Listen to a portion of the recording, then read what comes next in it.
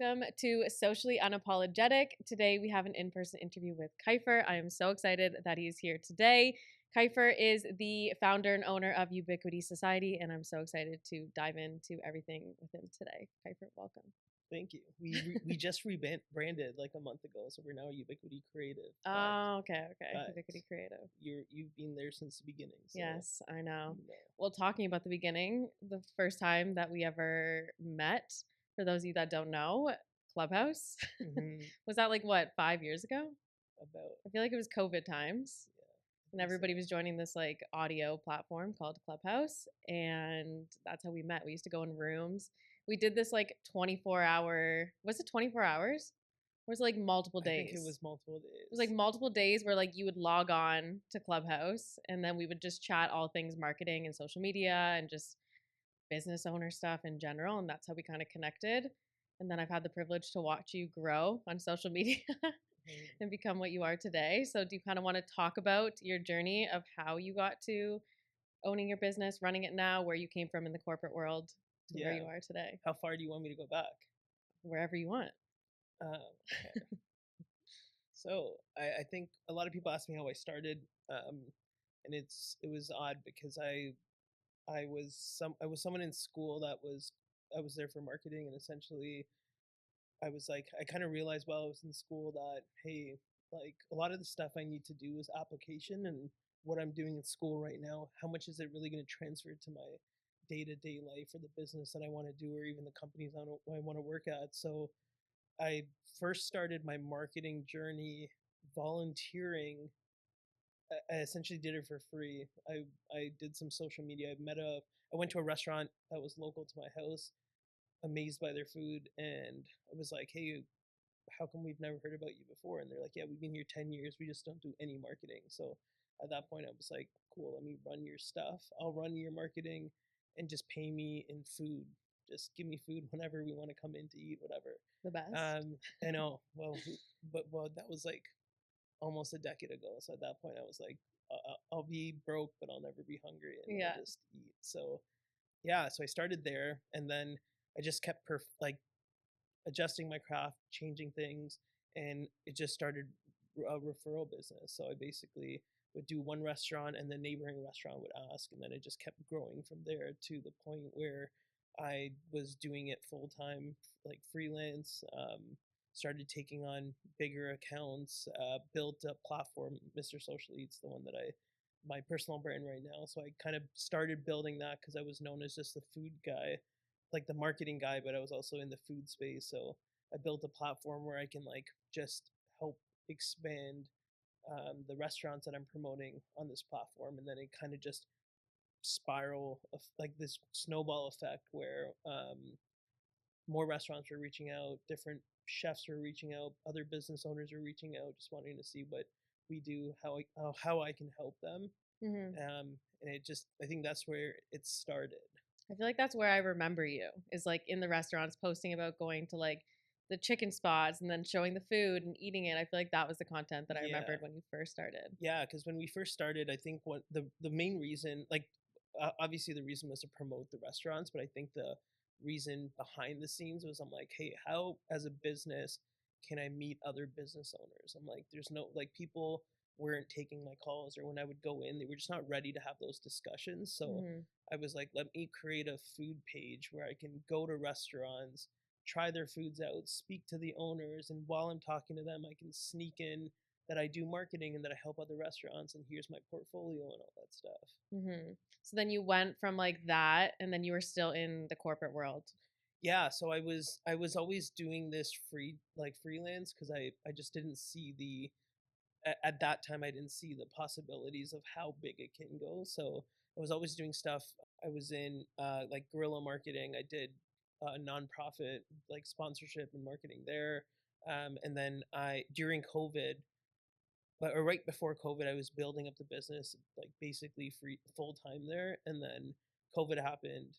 All the restaurants shut down. The first thing they do is cut all their marketing budget. So I went from making great money to zero money within a month. So at that point, I was just kind of, I think I was more confused because a lot of it was self taught, learned from my lessons in and move forward. And I knew there was better ways, opportunities to just grow this, but I just didn't know how. And at that time, I didn't know what a mentor was or a coach was. It was kind of just like, oh, like a friend did it, let me ask them. But I barely had any of those too. So at that point, I had joined a digital marketing agency. They were originally Mississauga. They moved to Oakville, Candy Box Marketing. So I joined Candy Box 2020, and I basically just built myself up there, learned how to do marketing at a bigger level, worked with a ton of like amazing marketers, got to collaborate on like big brands, huge campaigns, big budgets. And then I started to, once I got pretty good at the marketing part, or I felt confident there, I started developing my leadership skills and my strategic skills and just that creative aspect of it. So and then in the 4.5 years, I went from just like entry level social media person to the director of social there, and then I quit last month.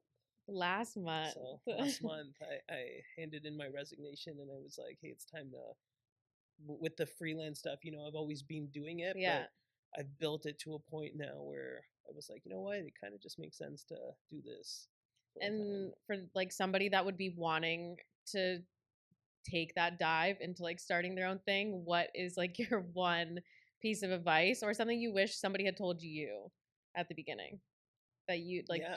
I mean, everybody says like just do it, but what do you feel like was that like one piece of advice that you would give? Yeah, I think a lot of people, they have great ideas, and everyone says what they want to do, but very little action that. So I think the advice here is just put build out a plan and action it. Mm-hmm. So and I always say, like, there's so many people that wait until the perfect moment, Mm-hmm. and think about just life in general. Like, there's never a perfect moment for anything, whether it's like buying a house, having kids, getting married. There's literally no perfect moment. So I think the same thing applies with just starting your own business. I would say just build a plan, essentially like just a one page of what it is that you want to achieve in the next year, where you want to take this business, and then break that down into actionable items and just go at it. Was there like one moment where you were at in your freelance business at the time that you knew it was time to leave the corporate world? Um, I don't think there was a moment. I think because, like I said, I was doing freelance Mm-hmm. forever, so there were moments where like I won a few business awards. In 2019, I was one of Brampton's top 40 under 40. 2020 and 2021, I won a business excellence award in Brampton. And I thought those, once I got recognized to win this award, I was like, the business is gonna come in. This is the moment, and then nothing happened. Mm-hmm. And then I would get like my biggest client, and I was like, this is that moment. So I don't think there was a specific moment. I think it was all these small actions that I took got me to a point where I was just comfortable leaving. Mm-hmm. And I think the why was I at my job for so long? I think it was comfort. That's what it was. So I was at a point where I was like, hey, like I took a different route. I didn't dive in like you or a lot of entrepreneurs, where they just go Mm-hmm. bootstrap it, 6 months of rent, that's all they have.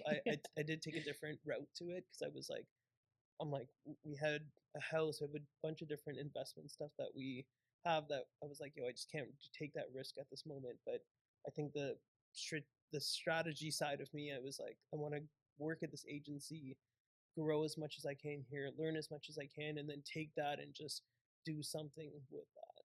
But I think that's awesome because a lot of people that go into the marketing world sometimes or like start their own business in the marketing don't have that extra experience where you've worked with those like huge brands. You get to see the campaigns that go out. You get to like work deep in the backside of it that a lot of people don't. Like for me, per se, like I didn't go into the corporate marketing world. I just started like from my school. I just went right Mm-hmm. into owning a business. And it was like I don't have that like crazy big like when I look back, like I don't have those huge company campaigns and stuff like that I can think back on. Whereas like you have that experience and you get to see and then you get to apply that. Yeah, I think something that separates me from the rest, because I think I've seen, well, I was doing this social media stuff like back since like 2014, 2015. Mm-hmm. But I think during COVID, like 2019, 2020 was the rise of social media managers and Mm-hmm. content creators and all Yeah. this stuff. And I think what kind of separates me from these guys is that I have a background in the agency life. Mm-hmm. I have a corporate background as well, like on the brand side, and I also have a huge freelance background. So Mm-hmm. I kind of I've had the best of both, all three worlds, where Mm-hmm. I manage brands, I've been the agency servicing brands, and then I've also done it freelance. So I've kind of learned different things just in each journey I've taken. Yeah, and I also think it's about like collaboration over competition, right? Like we collaborate all the time and Mhm. we're in similar We're industries. competitors. Yeah, we literally We're basically are. competitors. Yeah, but it's like we find ways to collaborate because I think like I can always learn things off you, you can learn things from me, and like we work with different clients and different people. So it's like fun to kind of see Mhm. that side of it and not look at it as like you're my competition, I hate you. Yeah, yeah, I like that. Would you say collaboration over competition? Yeah. Yeah, that's a good one. I think there's room for everyone to Yeah. eat. So Well, we all I'm bring different expertise to the business. Like there's some things that I don't know that maybe you would know, and I can be like, hey, how do I deal with this situation? Vice versa. Like it could be the work same. life So balance. yeah. Yeah. He needed to figure out his work life balance. I figured that out. You did? I figured that out. We had a good conversation. You were like, why do you take weekends off? I figured it out. So you may not be happy with this answer, but Okay, let me hear it. work life balance. I was thinking about it, and I was like, I enjoy what I do. Yeah. Okay, and I'm not saying you don't, but I think that I don't know if I believe in work life balance. Okay. Okay, Let so me hear it. why? I'm gonna break this down a little bit. So why don't I believe in work life balance? I think that my life is my work. Like Mm-hmm. I've built a brand. What we do, everything I do on my day to day is my personal life, but at the same time, it is my business too, right? Mm-hmm. So when we say work life balance, where it's like stop working at 5 or weekends off or whatever it is, I'm like, I personally just enjoy that. Like I Mm-hmm. think of business now as a game where I'm like, I just want to keep playing it because the more I play it, the farther I go. And so the work life balance, I'm like, I've just, and you see, like I'm at the gym, I'm still doing my biohacking stuff, I'm Yeah. still going to spas, all these things. So I'm like, is that the balance part? Maybe. Yeah, because are you disconnecting from work during those times? No, no, I Okay. don't But I disconnect. also think that it's different for you because I think the situation, like your partner, and Mhm. she's also in the same industry, and you guys are building your brand together. So I think Yeah, that that's also yeah, different yeah, compared to somebody who has a relationship or a partner that's not in the for industry sure. or isn't a business owner. I think it's very different when it comes to that work life balance because like you guys understand like if you're working you're working together Yeah, or you're working on something together. that's a good perspective. Yeah, maybe I should have mentioned that Yeah. too. Is yeah. So my Ange, obviously, she's corporate marketer, runs a pretty big influencer page. So I think because of that, like our spare time is working on how do we build ourselves more in these brands and what are some cool things that we want to do and things like that. Where I guess like if let's just even use you again, I don't know too much Mhm. about you and your boyfriend, but I know he's an athlete, so Mhm. it's like for him he doesn't care about market or not doesn't care, but that's not his interest. So Yeah. it's like you guys have to have that time to do other Mhm. things, whereas for us it's very like Yeah, your times like merge together. exactly. And you also run, right? Like you help her run that influencer page where she does like all the food and her Instagram. So it's like you're in her business. Yeah, I'm the behind the scenes of that side. Yeah. So it started off as Champagne Inch, which was the food and beverage account, but we're building it beyond that. I was like, how do I make Champagne Inch like a household name? So I am I don't want to say the brains, but I am the guy behind the scenes, Yeah. pulling the strings, helping her out as well. And also your dog. Your dog is an influencer. Yes, Like 50,000 followers. Can you yeah. imagine? My freaking friend, she has 50,000 followers on Instagram. Yeah, she does her own thing. So You have built your brand, Andrew's brand, and your dog's brand. yeah, I told you. I said it's a game to me. So it's like once I do it with one, I'm like, okay, let me. Who else can I do it with? And we'll just keep building different brands like that. And who knows what's next? I don't know. Yeah, you always have things coming up. But it's Mm-hmm. been fun to watch like the past 5 years, you grow all of those things. Right? Like I remember when you used to post on your stories being like, should we get a Frenchie? Should we get a dog? Like Aunt Yeah, wants a dog. yeah. And now look at her. I know. So I think one of the approach, like again, a lot of the stuff I do is like strategically done. I like to take pride in me planning enough to make it make sense. Mhm. So one of the things that I do, I think pretty well, is I keep people in the loop of everything I do, and I also help them like make those decisions in my life. Again, I kind of know what I'm doing anyways, but I like to give them that thought that they're a part of those decisions. So Mhm. with the whole Frenchie thing, like we knew we were getting a dog, but I was like, we can't get a dog until like 3 months from now because like just some commitments we had. So I was like, cool, like, and you start to build a page just to like start to say that like the process of getting the dog, and I'll start posting about it as well. But on the other side of like, no, I don't want a dog, and we're not going to get it. But if my followers say so, maybe I'll get it for Ange. And Mhm. we just kind of built that engagement to the point where people were just like on that path of like, get her that dog. Like people would just message me random hours of the day and just be like, you need to get her that dog. Like that's the perfect gift, blah, blah, blah. So Yeah. a lot of it was planned, but I do I enjoy posting about my life, what I do. But I think the biggest part is like, how do I build community? How do I keep people in the loop? Because it's just, they just trust me more. Well, do you want to talk a bit about that? How you built your community? Because I feel like you do have such a tight knit community of people Yeah. that care. Because, like you're saying, you're posting about getting a dog and people are messaging at random hours. Like people are engaged with what you're doing. So how did you like build that brand Yeah. for people to want Yeah. that? I kind of mentioned in the beginning, I started as a food page. So Mm-hmm. I built it up to, this is like 2016, 2017. I built it up to like 10,000 followers back then. And that at that point, it was a big deal. Mm-hmm. Um, but it was strictly food. Like people didn't care about my personal life, whatever. And then I noticed every time I would post stuff that wasn't food, people would like unfollow.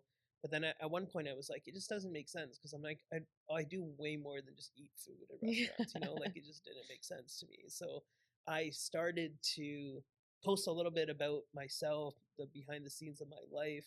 And I started small. Like I would be like, hey, I'm going to these places today. What do you guys think? And then from there, I started saying like, oh, like I eat a lot, so I wonder like what workout should I do at the gym to like burn this? And then I just kept adding elements and like layers to what I do to the point where it has become way more of a personal brand now, and people just see it as a page where it's like, what's Kiefer up to today and what is he doing? Mm-hmm. Yeah, me. Or like when you do like the close stories or the close friends, like you build that community, I feel like as well when you're posting things Yeah. to that because people that makes people feel like important.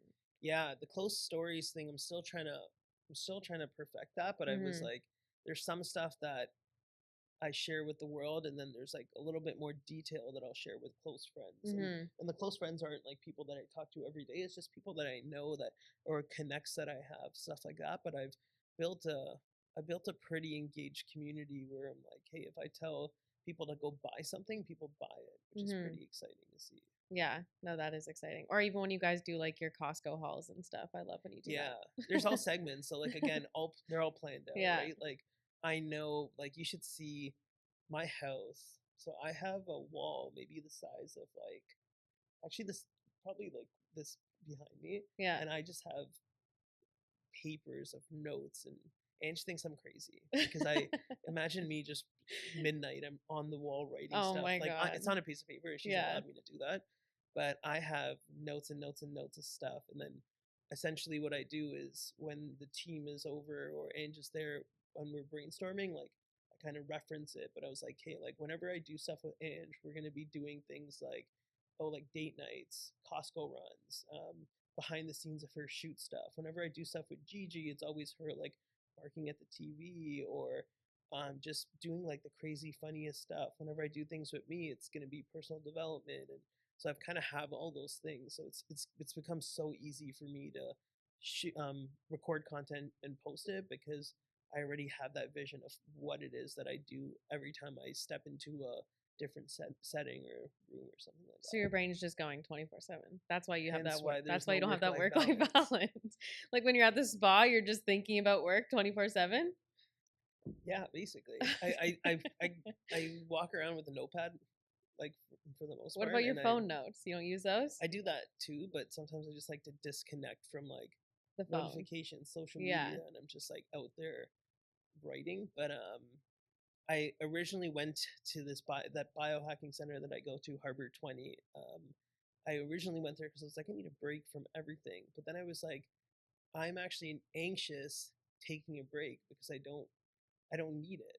I think that was the biggest thing where it was like a lot of people like even for yourself, like you take weekends off, Mhm. but I'm sure there and you're good with this where like, hey, some weekends you work, Mhm. but I didn't want to build my work life balance to the point where I was like, I it's my day off, but all I'm thinking about is work. So Yeah. I've kind of trained my mind, body to basically take breaks when I need it. So Mhm. I'm more like, so that's why I don't also believe in burnout. I think that if you're having fun doing stuff, like you can't really burn out when you're doing that stuff. Mhm.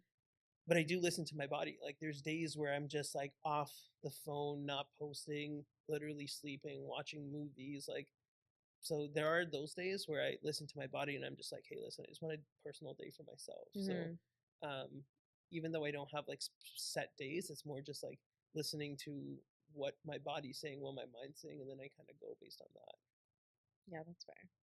What do you find has been your biggest like struggle or like I don't like the word failure because I don't really truly believe in like full failures, but Mm-hmm. what do you find is your biggest struggle with being a business owner or in the entrepreneur world? Biggest struggle. You're like I Um, have none. no. I think everyone does. I Yeah. think my biggest struggle, it there's some stuff where I'm like, I think right now something that's come. I actually have two things, but the first one is that right now we're building a team, and you kind of know how I built it before. It was like a freelance army, just a ton of freelancers doing different stuff Mhm. for me.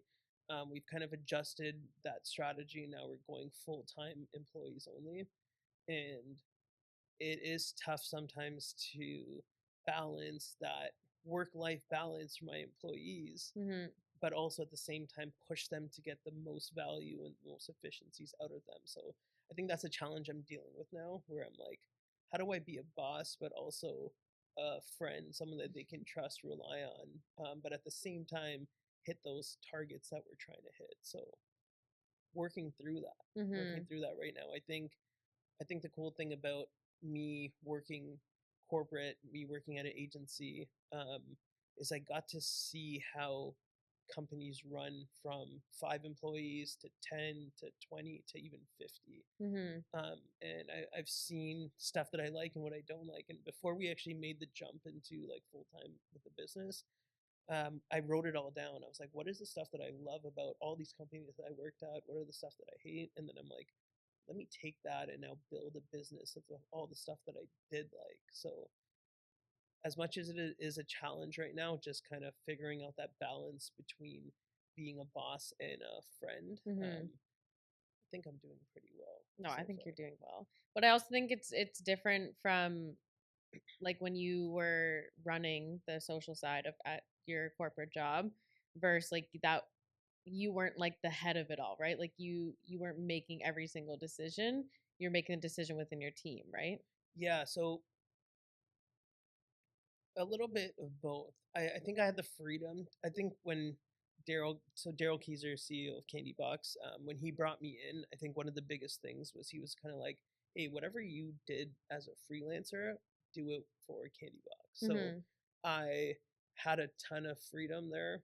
He trusted me. He let me kind of lead the way. Obviously, I ran things by him, but Mhm. I was able to act as an entrepreneur, and I later on found out that that word is an intrapreneur, where it's like you have an entrepreneurial spirit, but you work within a company. So Yeah. he gave me that opportunity to build a social media department from ground like one to where it is today. So that also gave me the confidence that I was like, hey, if I could do that for him, imagine what I can do with for myself with complete creative freedom and complete like decision making opportunities and stuff like that. Yeah, and you mentioned that you had a second part of your. Oh, my second part. My other challenge is that I'm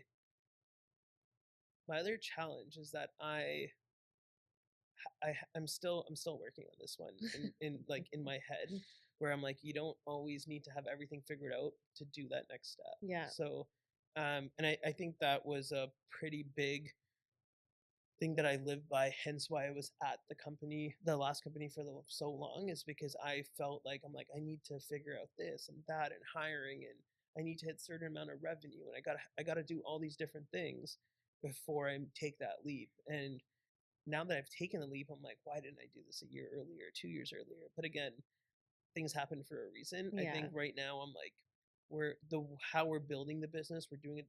We're starting to build verticals of the business. So like right now we have like the creative agency, we have Champagne and stuff like the influencer side, and we're working on a couple new concepts. And the biggest thing, and I was talking to a business partner of mine that I'm working on something with today. I was telling her, I was like, we don't need to have like a 10-page business plan. I'm like, let's figure out like the next 3 steps, and then let's just execute on that, and then just keep building off that versus trying to perfect every single thing we do and then trying to launch it, because at that point it's going to be too late. We're behind the trend and it just doesn't make sense. So Yeah. that's something I'm working on. It's easier said than done, but I feel like people need to hear that, because I think we all try to make everything perfect that we do. We don't want to, like, a launch that we're doing, a campaign that we're doing, something that we're doing. We're all trying to be that like perfect person, where it's like some people like need to see that authenticity. They need to see you just like do it, yeah, be successful, and then realize that like it's not I don't want to say not as hard as you think it might be, but you just have to get started in order to do it. it is hard. Yes. I think it's Yeah. hard. No, I do. Remember, you've been doing it for years now, so it's Yeah. probably Yeah. gotten No, easier for you. 100%. But I saw this video once, and the video was like, where do you think the greatest ideas live? Are you asking me? Yeah, where do you think the greatest ideas live? In your head. No, in the graveyard. So the idea behind that video was basically saying that most people die with those ideas and those dreams because they never took action to do them. So when I saw that, I was like, damn, that's deep. Yeah, So I'm that like, is really deep. I thought in your head too. Yeah. When they asked that, I was like, in your head. Yeah. And I was like, think about how many conversations you've had with different people where they've told you the craziest ideas, and they're like, I want to start a cleaning business, I want to do this, I want to do that. And then you meet them like 3 months, 6 months, a year later, and they still haven't started it. So when I heard that one where it's like the best ideas and dreams live in the graveyard, I was like, wow, like that's exactly what I was kind of saying about just taking action and just being able to move forward those small, consistent actions on things that you want to do. Just go at it. No, I actually really like that. I like that concept. That's a good one. It's an eye opener for sure. Yeah. So, if you had to define the word success, what does success look like to you? Yeah, I have. I actually. Maybe one day I will tat this on me, but currently I have Do it. zero tat. And just not about tattoos, by the way. So well, you just need to get one, and then then you get 27. Trust me, I'm that guy that will get one and then tap my whole arm and my back and everything. But yeah, I think success is different for everyone. Number one, I think my view on success is I kind of have 4 pillars. So I have health, because without health, there's nothing else. So am I healthy, mind, body, soul? I think wealth is a big part. So like just financial freedom, being able to do what I want when I want, not being burdened by finances. I think love is huge. I think without love, and this is love for a partner, for your parents, for your siblings, for your friends, I think that's such a huge part of just being successful. And I think the last one is like, so we have health, wealth, love, and then happiness. And I think part of being successful is you should be happy with what you're doing. So those are the kind of the 4 pillars that I kind of go by. And I also do like checks with Ange, like every quarter, essentially, where we talk about health, wealth, happiness, and love, and we're like, where are we at this? It's called there's an exercise called the Wheel of Life. Yeah. And it's someone that I follow. His name's Zarek Fatah, and he runs this whole session, and a big part of it is the Wheel of Life, and it's basically just being a little bit more mindful about where you are at certain elements of your life. So there's sometimes where you just dive deep into work and you start to neglect your family or your friends or your relationships, stuff like that. So this Wheel of Life helps you just find balance between them all. And it's pretty interesting because sometimes when you're just doing well, you think like and when I say doing well, let's just say in business, when you're doing well in business, you think everything is going great, and you don't realize that you're neglecting like your health or your nutrition or your family or that spiritual side, stuff like that. So we do this exercise quarterly now. We've been doing it for about 3 quarters, so this is only our third one that we just did.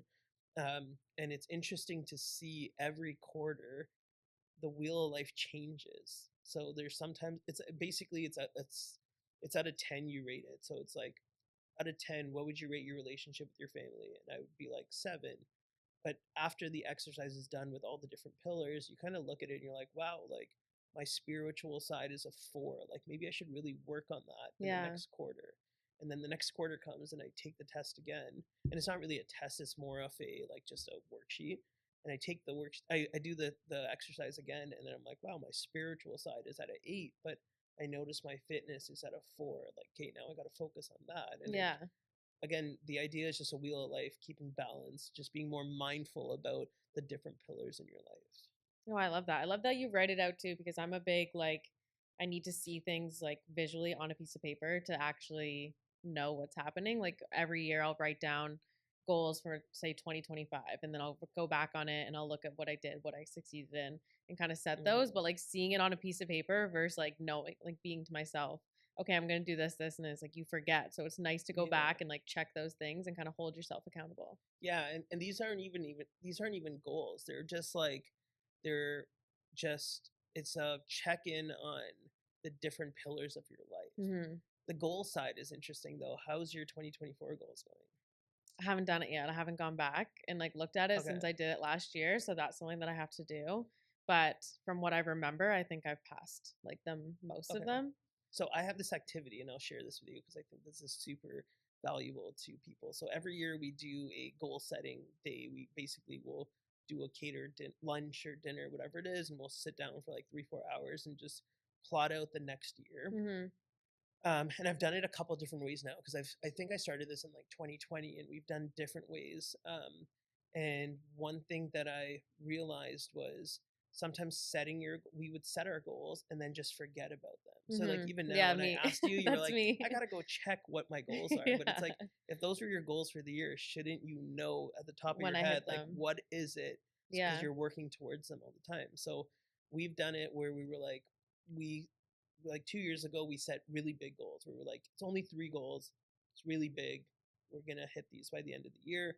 The end of the year came. We didn't really hit it. And I realized that, one, we didn't track. Like, what was the measurement to track if we hit it? Like, what was that thing? Whether it was like X amount of followers or X amount of money or losing X amount of weight. Like, we never really, I just said weight loss. But it was like, what does that mean? Like, I lost a pound. Does that mean I succeeded? Yeah. So, tracking measurements on what your goals are was huge. And then we also do like quarterly check-ins where every quarter we'll be like, okay, where are we tracking with our goals? We used to do it every week, but it was kind of too much because it was like, okay, I just had a tough week. But what I found with the weekly thing was that we like I would talk to Ange. I'm like, hey, how's the revenue goal going for you? And she's like, oh, same as last week. And I was like, okay, no worries. Then the next week would come and be like, how's the revenue goal? She's like, oh, like same as last week. And then it would be like 4 to 6 weeks later. And then we would see the updates because we're writing notes. And it would be like, yo, for the last 6 weeks, you said it was no update. So like, what's going on? And it would kind of push her to then take action on that part. So going back to the exercise, like again, now I'm staring at the camera to challenge these guys. I do challenge you guys to come up with goals that you want to achieve in 2025. And I would say focus on actionable stuff. So if you're saying, hey, I want to lose like 25 pounds. That's the goal. And then what is the actions you're going to take to do that? So, hey, I'm going to try to eat clean.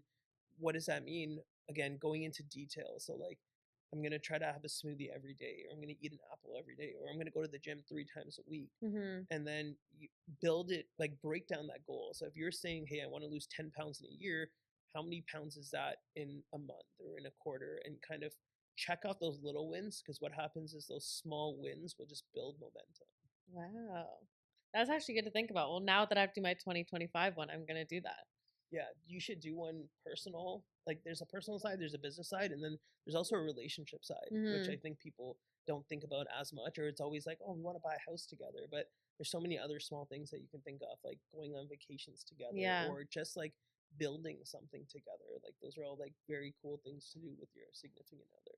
Yeah, and breaking it up and separating it is kind of a cool idea, right? Like your personal, your business, and then your relationship, and having those 3 different ones instead of kind of mixing everything.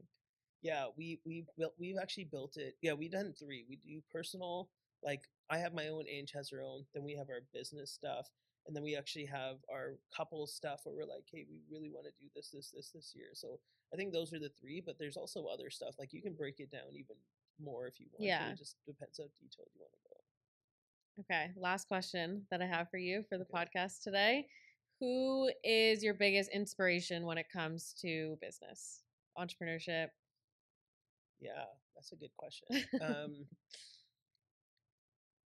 Who is my biggest inspiration? I kind of have 2. I think the first one I have is someone that is more, I follow online. Everyone knows him. I think Gary Vee is someone that I just like inspired to be like. And I think Gary Vee has shown that you could be a great businessman, but also be kind and caring and help others. And I really, I love those values. I think someone that's like physical, local, that I actually get to talk to. He's actually a coach of mine and a mentor. His name is Nick Regina. He's a co-founder of a company called Spark Financial, and he has shown me he has so many traits that remind me of Gary Vee, where he's killer. He's a weapon when it comes to business. He's amazing at networking. Like, he comes into a room and people just just want to be around him. You can see that people have a better pep in their step and they're just excited to be around this guy. Contagious energy. And I think the coolest thing is, like, family man, personal development enthusiast, weapon in business. And he's just kind.